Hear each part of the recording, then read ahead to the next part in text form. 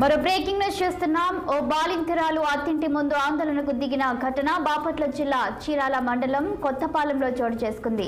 కొత్తపాలెంకి చెందిన మణికంఠ అనే వ్యక్తికి అదే గ్రామానికి చెందిన కుసుమాంజలి అనే యువతితో 4 ఏళ్ల క్రితం వివాహం జరిగింది. అయితే కుసుమాంజలి గర్భిణిగా ఉన్న సమయంలో ఓ ట్రాక్టర్ ప్రమాదంలో ఆమె భర్త మణికంఠ మృతి చెందాడు. అయినా 2 ఆడపిల్లలకు జన్మనిచ్చిన కుసుమాంజలి పిల్లల్ని తీసుకుని అత్తింటికి రాగా అత్తమామలు ఆమెను అడ్డుకున్నారు.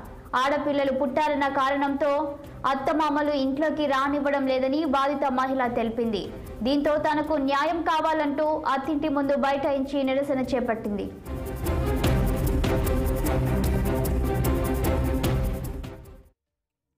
మణికంఠారెడ్డితో 2021లో ప్రేమ వివాహం జరిగింది. తర్వాత నాకు మొదటి సంతానంగా ఆడపిల్ల జన్మించింది.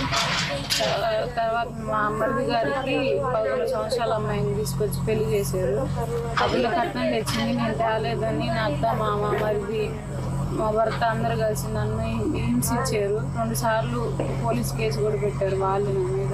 ఒకసారి పెద్ద మనుషుల ద్వారా, ఒకసారి ఎస్పీ గారి స్పందన కార్యక్రమంలో కంప్లైంట్ ఇచ్చి మళ్ళీ పోలీసుల ద్వారా రావడం జరిగింది. వచ్చాక మళ్ళీ నాకు 2వ ప్రెగ్నెన్సీ వచ్చింది. కమల పిల్లలు అని చెప్పారు. ఒకరోజు తర్వాత నన్ను కడుపు మేము పెట్టి తన్ని మా తన్ని ఇలా చేసాడు నీ కొడుకు అన్న మొత్తం మా అడగకుండా నా మీద గొడవ పెట్టుకొని నాకు ఈ అన్నం ఏం పెట్టకుండా ఇంట్లో నుంచి వెళ్ళగొట్టారు. రాత్రి పూట 10 గంటలకి.